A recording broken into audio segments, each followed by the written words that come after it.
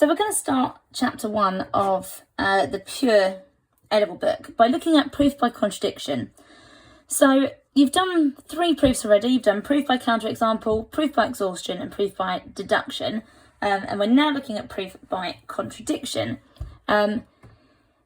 This type of proof, I'm going to show you 4 examples that I would call stock proofs. So what I mean by that is the methodology that I'm using to approach these proofs are a very similar methodology that you'll use for quite a wide range of different proof by contradiction questions.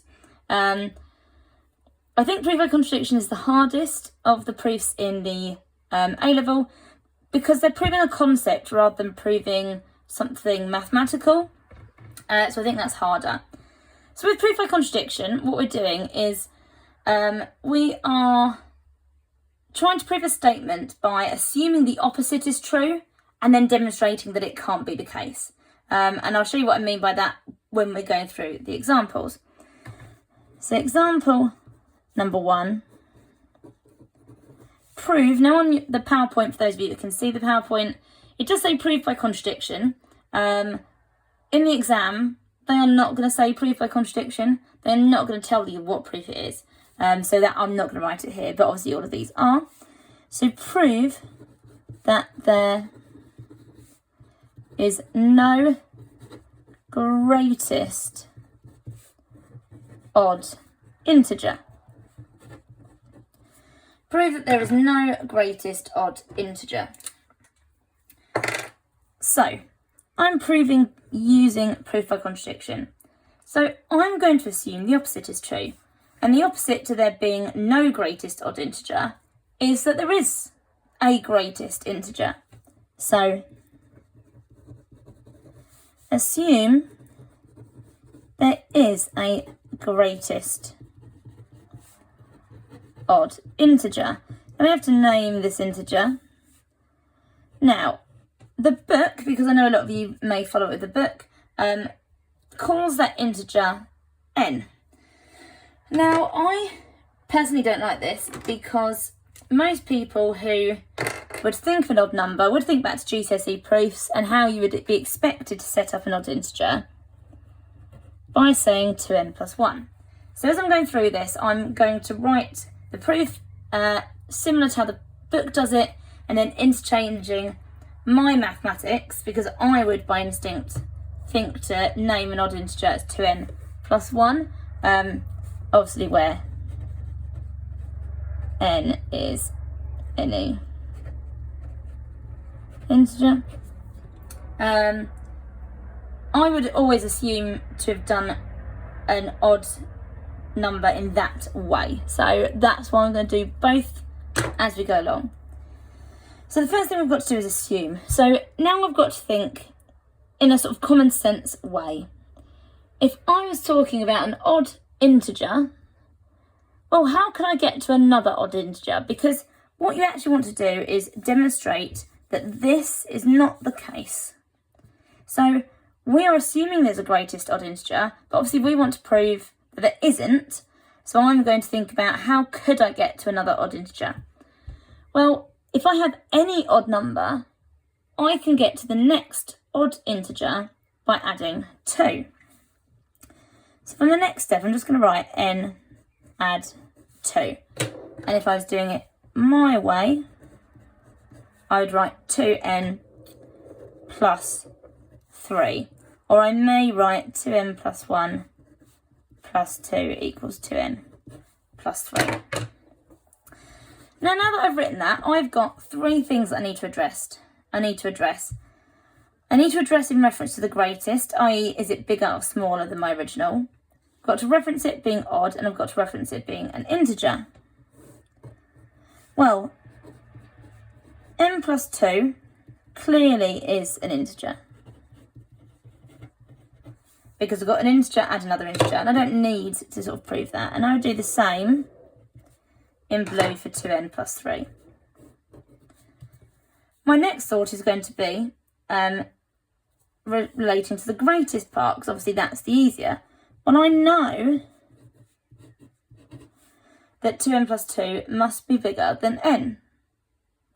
n plus 2 must be bigger than n. I think I said 2n plus 2. N plus 2 must be bigger than n.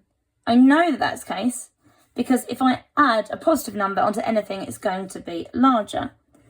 And in the same way, I'd say 2n plus 3 is greater than 2n plus 1. So I've addressed the fact I've found something bigger. I've addressed the fact it's an integer. Now I need to address whether it is odd. So I'm going to say n plus 2 is odd. I'm going to put this symbol. That means because.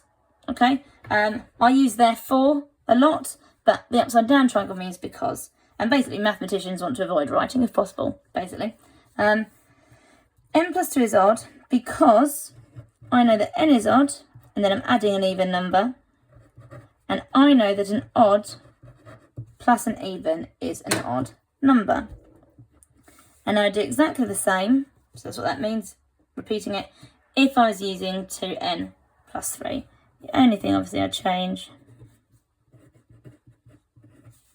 is that part. So, I want to assume there's a greatest odd integer, but I found another integer, or another number, that is an integer that's bigger and is odd. So, there is a contradiction.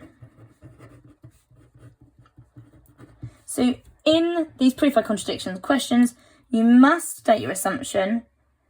And when you've done some mathematics and demonstrated that it doesn't work, you must write there is a contradiction or something along those lines, using the word contradiction or contradicts or something like that.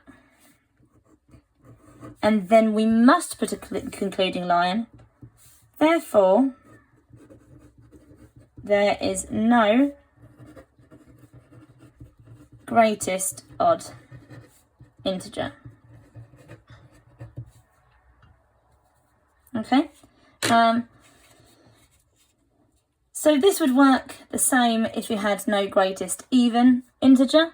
You again would either assume that it's n or 2n, and it would very much follow the same process. The only difference would be here you'd put 2n plus 2, or whatever it is even, because even plus even is even. That'd pretty much be the only difference. If it asks you a very similar question, there's no greatest even integer. And actually, that will work the same for there is no greatest multiple of 5, multiple of 6, multiple of 10, multiple of anything. That will work. So it is a proof that's worth sort of learning these parts. You can easily apply it to those circumstances. Proofs take a lot of work, so I can't use the bottom of my paper, unfortunately. Not trying to waste it, we'll use it for something else later. Okay. Proof number 2. Prove by contradiction that if n squared is even, then n must be even. So you have to just read carefully amongst this proof. We're not going to say proof by contradiction that if n squared is odd, then n must be even, or when n squared is odd, then n must be odd. It says if this is the case, then this must be the case. So what we're assuming is the bit after the then is different. So, prove that if n squared is even, then n must be even. So we're going to assume there exists for an n squared that is even, there is an n that is odd. Now we know from experience this is definitely true. This original statement, the original proof is definitely true. We know that from experience, but we need to prove it. So, because I'm talking about n being odd, then n can be written in the form 2k plus 1. This is why, when we did the first question, I don't understand why the book, for those that know the EdXL textbook, uses n, because we naturally think of odd numbers in this way. So that's why I did the other one differently. So if n is odd, then we know that n is 2k plus 1. So what we're going to do is we're going to square the odd number. And if this were to be true, so if our assumption were to be true, then when I square n, I would be able to demonstrate that it's possible for it to be both odd and even. Obviously, we know that won't happen, but we've got to show it. So, therefore, n squared is 2k plus 1 squared. Now, you can expand the brackets. You can show 2k plus 1, 2k plus 1, expand every single term, and then collect the terms together. But we are stronger mathematicians now. We should be. You're not going to gain any extra mark for demonstrating that working. They just want to know what the final result is. Obviously, if you can't do these kind of things in your head, expand it fully. But if you can go straight to the answer, then do. So 4k squared plus 4k plus 1. So we need to try and demonstrate whether this is odd or even. Now, if you think back to GCSE, if you were trying to show whether something was even or not, we would always factorise it to show that it divides or does not by 2. So I'm going to take out 2 as a factor wherever I can. So I can take it out of my k squared term. I can take it out of my k term, but I can't take it out of my constant term. So therefore, n squared is written in the form 2a plus 1. I'm trying not to use letters I've already used. So therefore, n squared is odd. Now I've assumed that if n is odd, I can get an even n squared, which I clearly can't. So there is a contradiction.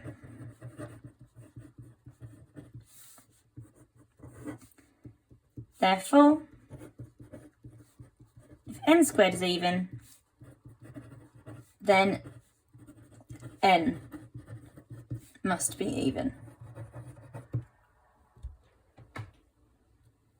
And again, this works for something like if n squared is odd, then n must be odd. Prove that if n cubed is even, then n must be even. If n cubed is odd, then n must be odd. It's the same thing. It'd work in exactly the same way for those concepts. So we're going to do 2 more proofs, which are slightly more challenging. They rely on a greater conceptual understanding of different mathematical properties. So, example 3. Prove by contradiction that root 2 is an irrational number. So an irrational number is a recurring decimal number, but one that cannot be written as an exact fraction. So obviously 0.1 recurring, for example, is a recurring decimal. However, it is one that can be written as a fraction because we can write it as 1 over 9. However, things like root 2, root 3, pi, e are all numbers that cannot be written as an exact fraction. Now, when we talk about writing it as a fraction, I don't mean pi over 1. I mean as a over b, where a and b are integers. And that concept is really, really important for looking at proving if things are rational or irrational.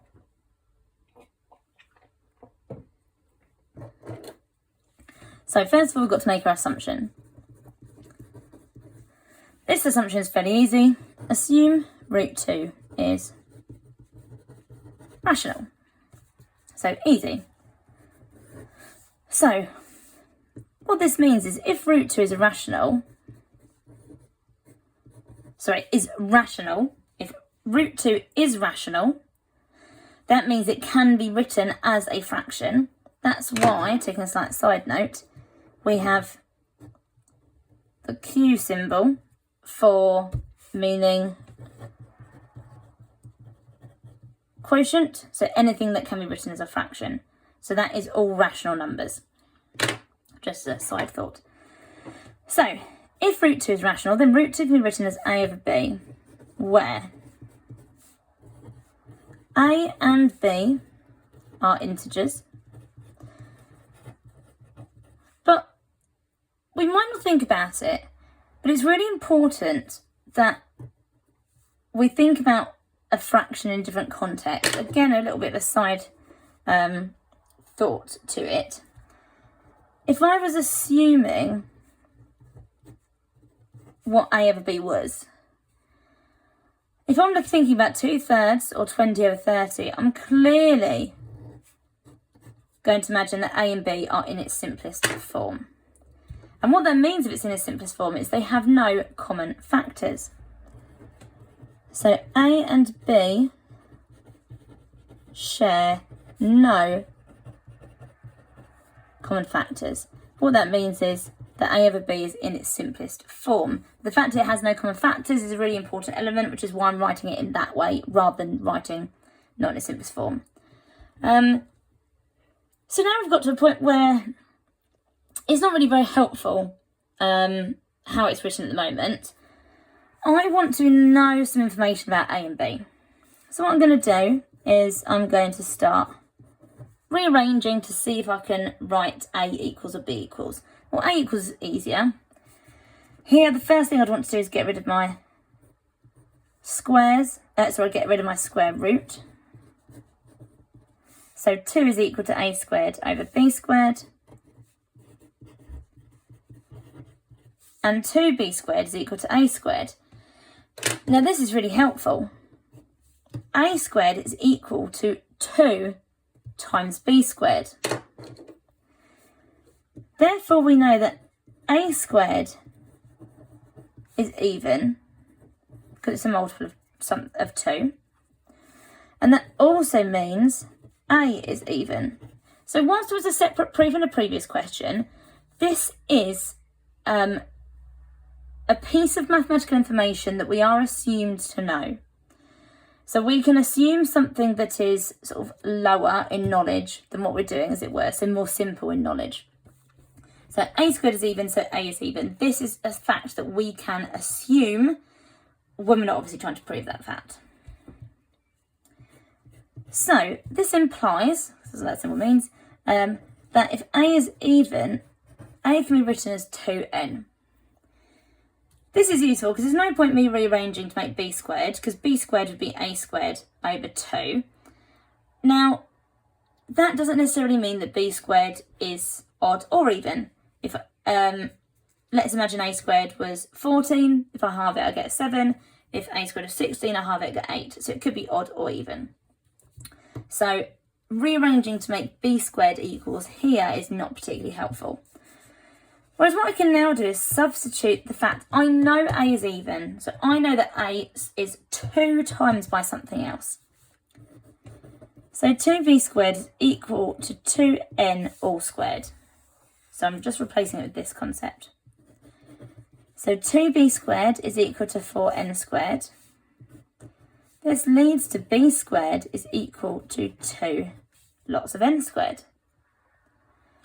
So therefore, b squared is 2 times by something. So therefore, b squared is even. So b is even. So what this means is that both a and b are even.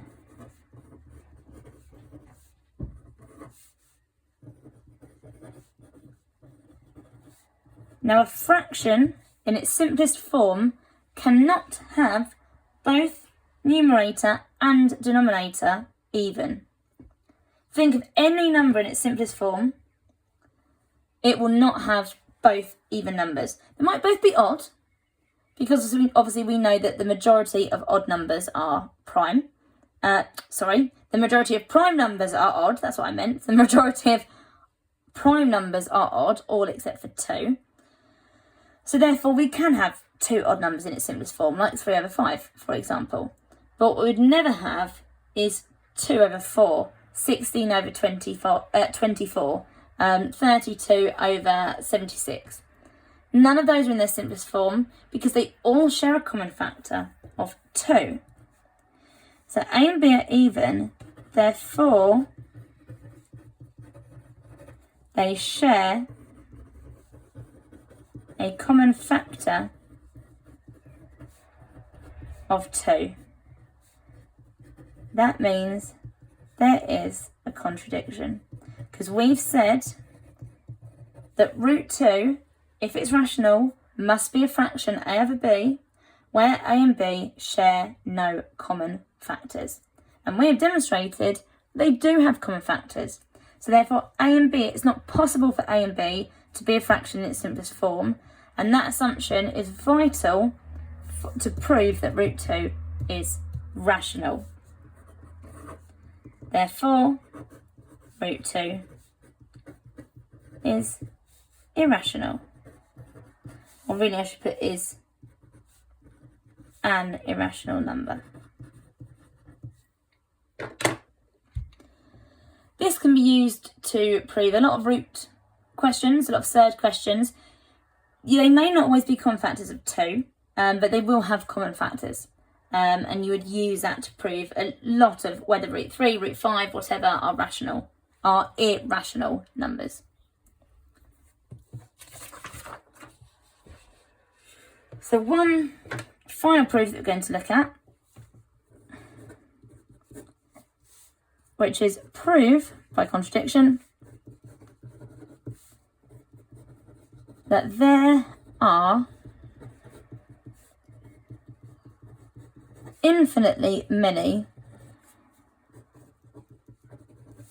prime numbers.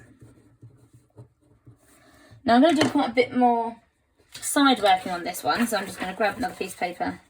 I will use the one that I've just used for my other proofs before to do some side notes for you in a minute.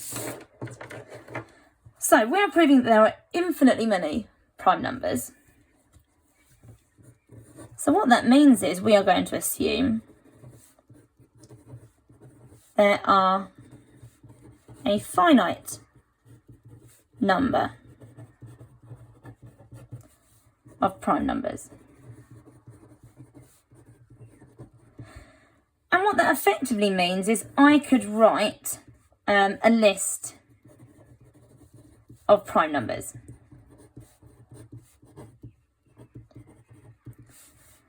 So I've got my first prime number, my second prime number, my third prime number, and so on, all the way up to my final prime number, my nth prime number. So what I'm going to do for prime numbers is I'm going to imagine that I'm going to create a new number, or not create a new number, I'm going to think of a new number. And that number is going to be the multiple of all the primes in this list plus 1. So the reason is because of this concept. So if I write something out as a product of prime numbers, let's imagine 2 times 3 times 7, so that is 42 as a product of its prime factors. So let's think of all the factors of 42. So I've got 1, 2, 3, 4, 5, 6, 7, 14. So I'm trying to pair up. 3 times 14, is that right? Yep, 3 times 14. 2 times 21 and 42. So we're ignoring 1 and 42 because if I divide by 1, it's going to remain the same. Although 42 would work, I could do 42. So if I divide 42 by any of the numbers in its list, I'm effectively dividing by its primes. So let's say I want to divide 42 by 6 and dividing 42 by 2 and 3. If I want to divide 42 by 14, I'm effectively dividing it by 2 and 4. If I want to divide it by 21, I'm dividing by 3 and 7. And if I want to divide by 42, I'm dividing by all of them. So any number written as a multiple of its prime factors can be divided, or we can cross out its prime factors. We can divide them and leave the remainder of the list the same. Now what I have done is I have chosen something in the product of its primes, and then I've added 1. So let's imagine I've got 43. And what I'm going to do is I'm going to divide it by each of its prime factors, which is effectively what I was doing here. And I could show you that I could divide it. So 2 into 4 is 2, 2 into 3 is 1, remainder 1. Now try it with 43. 3 into 4 is 1, remainder 1. 3 into 13 is 4, remainder 1. What's important, just in case, there are clearly no other factors of 42 which are not a combination of its product of primes. So that's obviously really important. So I'm now going to try it with 7. 7 into 4 obviously doesn't go. 7 into 43 is 6, remainder 1. So something written as a product of its primes plus 1, when divided by this number's primes, will always have a remainder of 1. So we can apply that concept here. If you divide n by any primes in the list, you get a remainder of 1, because they all multiply together to get that number. So all of them, so when you add 1 to that number, there's clearly going to be a remainder of 1 when you divide by any of those. So this means two things. It means either, like in this case, that number is prime. So we know that 43 is prime. Or it means, so let's take the example, let's take a really simple example. 3 times 5 is 15. So if I do 16, obviously when I divide it by 3, when I divide it by 5, I get remainder 1. But 16 is divisible by 2. So either when I add 1 to the primes, and clearly I'm going to get a remainder of 1 when I divide by all of its factors, clearly either it's prime or there exists another prime number that was not on the list. So let's imagine we think 3 and 5 are the only prime numbers that exist. Evidently, there must be, or there is, another prime number, because we know that 2 exists. Or the number that we find itself is prime. So we're going to write that. So either n is prime, or there exists a prime number not on the list. In either case, there is a contradiction. And there is a contradiction because we said there are a finite list of prime numbers. Well, clearly, either n is a new prime, or I've missed one on my list. And obviously because n is some imaginary number, we therefore know that that must mean that there are infinitely many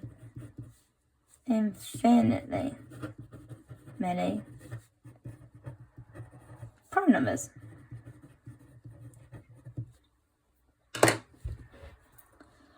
And you'll use this for a range of things that may involve prime numbers. So, in A-level, a lot of people seem to find it difficult to know what proofs to use. Now, I was an examiner for Pure Paper 1 for the 2019 series. And one of the questions on that paper was to prove, I think for n squared minus 2, I think it was, that for all values of n, they were not divisible by 4. I think it was, rather than was divisible by 4. So many students tried proof by contradiction. That was their first go-to, and none of the ones that I marked did it correctly. None of the students that I marked did it correctly. Some got 1 or 2 out of 4, but none of them did the whole thing correctly because it was the wrong proof to use. Yes, you could use proof by contradiction, but it was so much harder than doing a different proof. And actually proof by exhaustion, so demonstrating it works for odd and for even, was the best way to do it. And if you look at the students who completed it and got the most marks, they pretty much always did proof by exhaustion. So this is my, let's choose a colour I haven't used yet, let's choose green. This is my, what I've called a hierarchy of using proofs.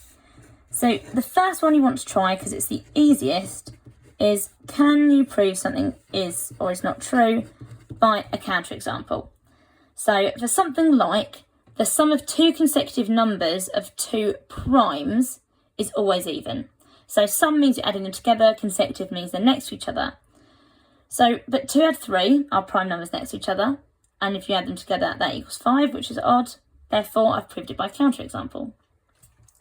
So you're just going to try if you can do that first. Now what I would do is just think of a very small selection. It should be something that comes to you relatively quickly.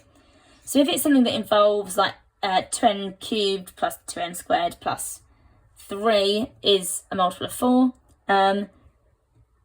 If you can prove it by counterexample, you can probably prove it when n is 1, 2, 3, 4, maybe 5. So something relatively quickly. If it's something about listing factors of numbers, one question I can think of is an even. All factors have an even number of factors because obviously factors come in pairs. Very quickly you can think of a square number and show that it has an odd number of factors. So ones like that are very quick and would use counterexample. I reckon a lot of questions would say prove by counterexample. This is not the case, and would therefore only be 1 mark. But that's always the first thing that you should think of. Then it's either proof by deduction or exhaustion. So first, proof by deduction. So that's effectively using algebra to demonstrate something's the case. So, and we'll quite often have an identity symbol. So if you think of when you have to prove your trig values or trig identities, you'd say one thing is identical to another. You tend to do left-hand side goes to the right-hand side, or that both sides meet in the middle somewhere and produce the same thing. It might be that these 3 brackets expand something. They are proof by deduction. So you're demonstrating through algebra this must be the case. So quite often they're identities questions, but it's pretty much always using algebra or logic. You then have proof by exhaustion, which is a subset of deduction. I'm trying to write quickly, which means my handwriting is rubbish. So that's a subset of deduction because it is usually still algebraic, but what it doesn't tend to be is proving left-hand side is equal to right-hand side. It will be something like, or something that implies the word for all values of x, where you're not transforming one thing into another given thing. You might be transforming one thing into something new. So sometimes completing the square type questions where it shows that a square is greater than or equal to something else algebraic, you might demonstrate that that equals another square. And often if you can demonstrate that it can, that's not the words I'm thinking of, if you can collect the like terms together and bring them onto one side, and demonstrate this new thing is a perfect square or something like that, and that is true for all values of x, so that it's greater than or equal to 0, then you can demonstrate that's the case for all of them. So that's an example of exhaustive. Usually though, you're either given a set of numbers and you demonstrate it works for all numbers in the set, or you use something that is odd. So, you know, n is 2k plus 1, or n is 2k. Even, you demonstrate it works or doesn't work for both of those. And that's an exhaustion. This is probably the most common thing you'll be tested on, if it's actually looking at a proof question rather than some kind of trig question, which will always be deduction. Your final go-to is proof by contradiction, because it's the hardest one. So you don't want to start with that, because you potentially are setting yourself up to fail. Quite often proof by contradiction are proving a concept. So like there are infinitely many prime numbers or something like that. So you're proving a statement or a concept rather than something a bit more, something that you could write mathematically in a more easy way. So this is the way I'd approach every proof question. Can I do it this way? No. Can I do it this way? No. Can I do it this way? No. Well, it must be this. Can I do it this way? No. Can I do it this way? Yes. So do it in that kind of order. Do not go straight for proof by contradiction. Unless you really clearly know it's contradiction, like something about prime numbers, something about if this is even, then this must be even. Unless it's really obvious, then do not use proof by contradiction. So there you go, they're my sort of stock things of proof by contradiction. You'll find lots and lots of different versions of proof by contradiction online in terms of the questions. See if you can apply these 4 things that I've gone through today to any of those. And hopefully this has been helpful.